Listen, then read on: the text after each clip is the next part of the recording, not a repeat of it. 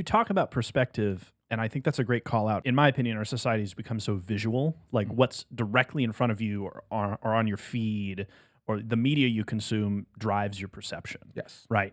And why do you think that perception has been so prevalent for so long?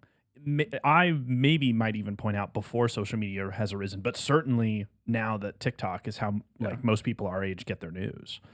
This is something I've been thinking about for a while, just because there is this like cultural, I've been calling it the cultural doom loop where Mhm. everything is just the same, where you go on TikTok and it's the same exact, come along with me to see this.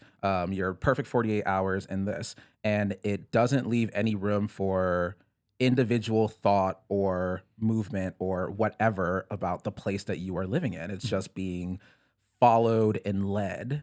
And that creates a perception of Seattle that is only filtered through a very specific lens of aesthetics and what is trendy.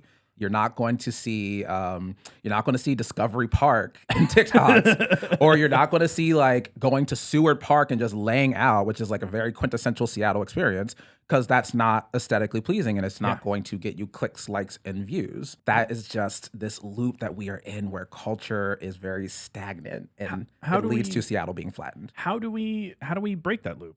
Right? I mean, we're all pretty aware of it. At least I hope the audience is.